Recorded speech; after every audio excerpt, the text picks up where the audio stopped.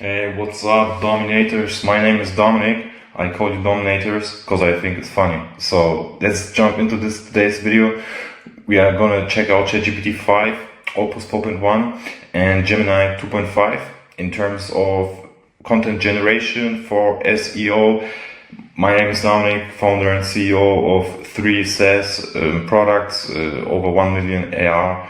And as you can see, we have quite a big amount of organic traffic. Right now it's like 32k, but we have been at 50k. We made some mistakes before, but yeah, mistakes are here for learning, and that's why I want to show you guys what I learned, and hope you can learn from my mistakes. So today we are going to check out ChatGPT, Opus and Gemini. We will check out the articles they create, look at my secret prompt that I created to create those articles, and then go through the checklist and see which article performs the best out of the box. Obviously, we can optimize those articles by chatting to ChatGPT, Claude, or Gemini. But right now we are looking at one shot, as this is a pretty good indicator which tool might be the best performing. So yeah, let's jump into it. I use the same prompt for all 3 models. Let's start with ChatGPT. This is our first article. So it was split into phases. Phase 1 is an analysis part, and phase 2 is the actual writing part. As you can see, we did the analysis and jumped into phase 2. If you want to see the prompt I use, comment below, and I would send it to you or put it in the comments. It's easy as that. So yeah, let's jump into it. Looking at this article, we will be also checking the checklist, and we do this for this article, and for the others you can also do it on your own to get a little bit of a feeling how to check articles, if they are good or not. So the first thing I would suggest you guys is read it one time, see if it really fits the search intent the person is looking for. So our keyword today was DeepL Write, guide for beginners, or beginner, DeepL Write beginner. So the search intent is someone that wants to know what DeepL Write is, what its capabilities are, and maybe even check out the competitors and see what actual people using it are saying, if it's good, bad or not. So those are the things that we should look out for. Also, other important things is credibility of the website, trustworthiness, and overall page appearance. But for now, those are aspects of SEO that we cannot control with the LLM. But for now, we only check the article's content. So let's say the article inside the web page without the surroundings like navigation and sidebars, whatever. I also have a lot of information for this. If you would like to have a video showing the perfect blog page setup, let me know in terms of schema, sidebar, progress bar. There's a lot we can optimize, authors, what not. So yeah, there's a lot we can do here. So yeah, looking at this, DeepL Write, guide for beginners, improve your writing with AI. Looking at the checklist, we can say DeepL Write is the primary keyword, is the first word. We have some power words, guide for beginners. So it's not really a power word, but also it's not necessary. It depends, right? So the year is missing. I would like to have a year here so people know it's recent. Also a thing you have to keep in mind is that to have a proper publish date for your article. So the year can also be referenced from there for Google. So this is not really necessary to put it in a title, but it can improve CTR, as not everybody is looking in the little text below the title. So the length, 50 to 70 characters, looks good to me. And the intro is also very important, as most AIs, there was a time where they started the intros with like something in terms of, or similar to, in this digital era, blah, blah, blah, etc., etc. So this is something we should avoid. But looking at this looks pretty professional. We have some bold text, we have some italic. So we have a short intro, but it's also telling us who DeepL is for. So like students, content creators, or other beginners trying to learn a language. And yeah, so this looks pretty good. We can also check out the keyword density. and keyword distribution. So for that, we just copy the article and go to a website called Word Counter. And as you can see, I can paste it here. We can check out the words. So we have like 600 words. We have DeepL mentioned 20 times. So it's 6%. Looking at the checklist, we can say, yeah, could be a little bit more, but it's not too bad. Semantic variations is like writing text tone is basically similar to this, but it's not so important. The most important thing is that the reader has all his answers that he needs, and all his questions need to have an answer, right? So we have to really create a holistic article with a lot of angles, and that match the search intent, right? So never dilute from the search intent. But we can see that we have the intro, we have headings, we have conclusions. Like there is no problem with headings and conclusions with those LLMs. Like you can really skip that. But the target words, we have like 2,000 words minimum for this kind of article. You have to check each article. Look what the competitors are doing, what is ranking. It might be that the articles need to be shorter, so it can be a negative thing if your articles are too long. We have to see if it covers all features and use cases of DeepL. So as we can see, there's not really a lot of talk about features. It's only this section, but it's not really that intuitive, you know. So if I have no idea what DeepL Write is and I see this, I mean, yeah, it looks cool, but I cannot really visualize it. So if I look at this article from Opus 4.1 and talking about features, I have this nice comparison table. I can see exactly what is the character limit, what is the stack tone options. We have API access. We can see the supported languages as of 2025, which is also pretty cool as it's recent. We can see what interfaces they have. The core features, capabilities, how DeepL differs from DeepL Translator. This is also pretty good, right? Because there is a difference. Most people know DeepL as a translator or as a website that only showed translations for single words, basically. But this is a new product, DeepL Write. So this is really, really good that in the first section of the article we differentiate and show the user that what he's actually looking for is DeepL Write. And maybe he was looking for DeepL Translator, which is a whole different topic, whole different tool set. But yeah, I mean, if I'm looking for DeepL Write, I want to know, as I told you, what it is, what the experiences are, and this is what I'm getting. I also really know how I can set it up without doing it on my own. So this is basically like a personal tester that tested the software for me before I even needed to do anything. So this is a pretty good indication what the software is doing. ChatGPT also has this section, but as you can see, it's quite limited. It's not the biggest section overall.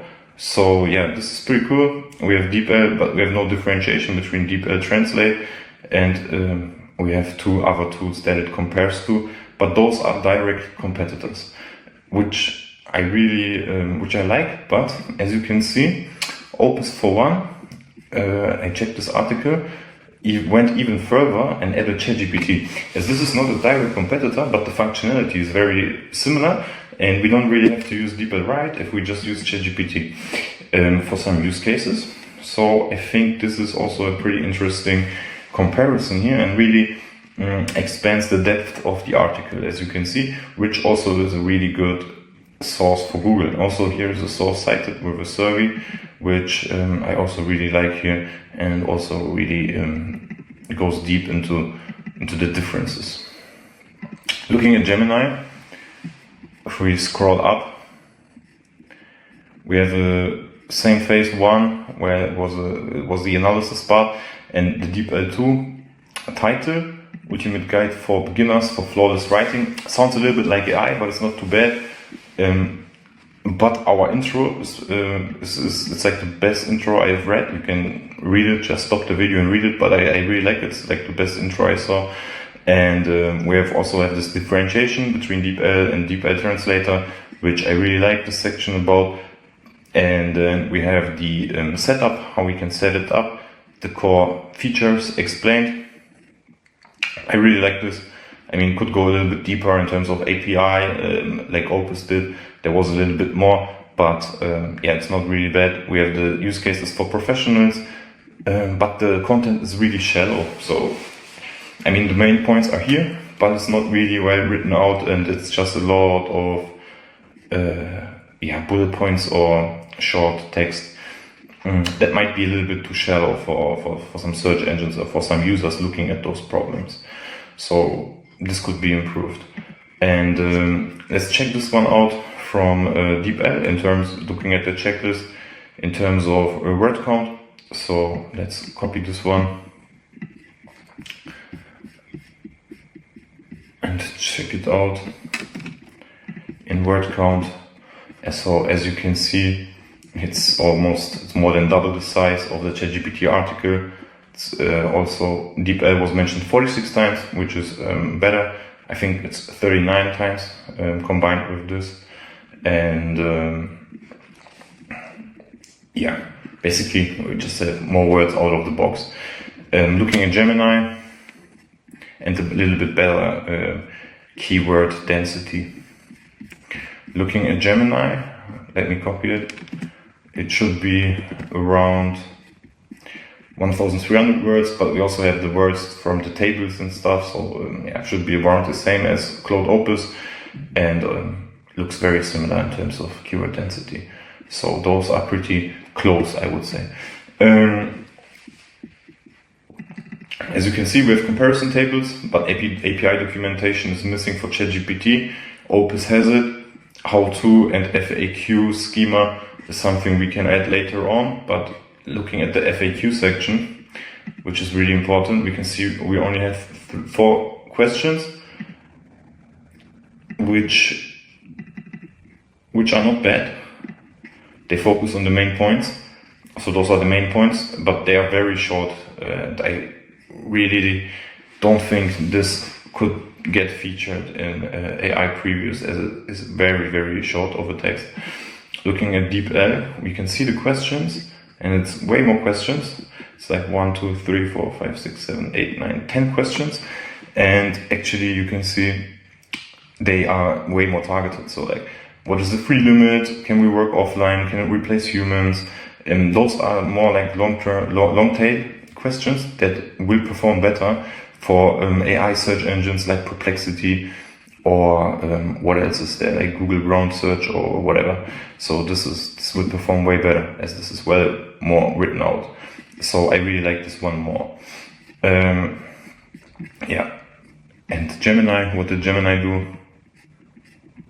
Yeah, they have like 1, 2, 3 questions that are not bad, but yeah, it's the same issue as with ChatGPT. Could be more information for the amount of time, or for the prompt that we gave it. So also a little bit lazy, I would say, from Gemini. The hierarchy is mostly correct, so we don't really have to check this. User intent matching. So I really like this guide for beginners, but in the beginning it would be nice if we could move the conversation to more advanced topics, which is really missing, because we end with FAQs, and there's really no way or no path for advanced usage. Like if I'm a beginner, I don't know if this tool is even made for advanced use cases or not. But if I look at the DeepL article, I can see, not the DeepL article, sorry, the Opus one, I can see that it talks about browser extensions, API usage, and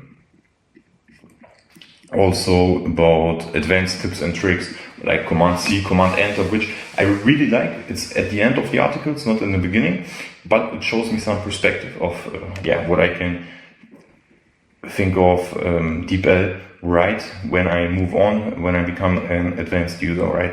So Gemini is also missing this point completely, I think. Yeah. So yeah, I would give ChatGPT and Opus 1 point for that. Step-by-step instructions, all of them have transactional elements. Yeah, would be fine, but we don't really need it for this article.